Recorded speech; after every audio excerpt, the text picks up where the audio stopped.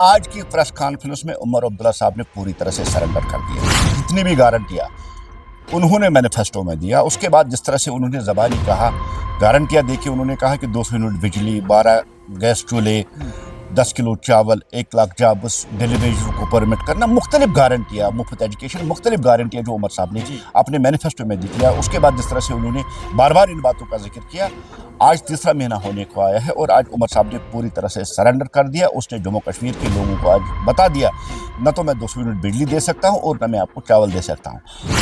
और U turn करना national conference की आज की नहीं, पुरानी रवायत है।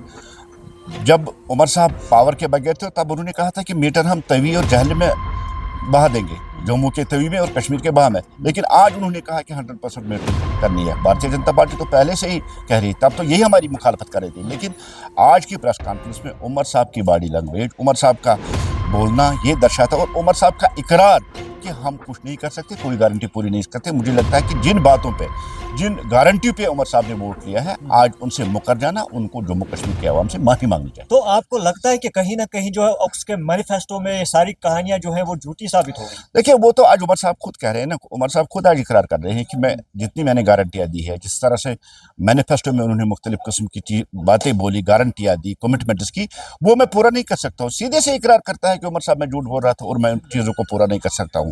कंप्लीट फेलियर है एनसी गवर्नमेंट का, उमर साहब वाली गवर्नमेंट का। उमर साहब आज तक कुछ नहीं कर पा रहे, सिर्फ कागजी घोड़े दौड़ाते हैं, सिर्फ स्टेटमेंट्स के जरिए। उन्होंने कहा, आपने देखा कि हाल ही बर्फबारी में, मामूली बर्फबारी में भी लोग मुख्तलिफ सोशल मीडिया प्लेटफार्म्स पे आके मुख्तलिफ आप मीडिया की वसादत से, प्रेस की वसादत से चीखते रहे, चलाते रहे कि हमारी रोडों से बर्फ हटाई जाए, हमें बिजली दी जाए, हमें पानी दिया जाए। उमर साहब की गवर्नमेंट पूरी तरह से फेल हो चुकी है, उसका लेकिन पोल यहाँ खुल पर चुका। उमर साहब ये बोल रहे हैं कि जो जिनका मीटर लगा होगा वो इसका लाभ उठा सकते हैं, क्या नहीं ये बात? नहीं, देखिए, जो मीटर्ड एरिया है, मीटर्ड एरिया में भी अनशेड्यूल्ड कटर्स बहुत ज्यादा जी होते हैं और वहाँ आप देख रहे हैं कि वहाँ भी पावर नहीं है। अगर उमर साहब 200 यूनिट की बात कर रहे हैं तो कम से कम मीटर्ड एरिया की तो वहाँ पावर होना चाहिए। हम उमर साहब से ये अपील करते हैं, हमें आपकी 200 यूनिट पावर तो रहने दीजिए, वो आप दे नहीं सकती, हमें पुराना ही पावर दीजिए। जिस तरह पिछले साल एलजी इंतजामिया में हमें लाइट मिल रही थी, जिस तरह पिछली एलजी इंतजामिया सड़कों पे सफाई हो रही थी, हमें वही चाहिए। हमें आपके 200 यूनिट पता है हम आप नहीं दे सकते, और आज आपने खुद इस बात का इकरार किया, इस बात का आपने आज प्रेस कॉन्फ्रेंस में आपने एक्सेप्ट किया, मैं नहीं दे सकता हूँ।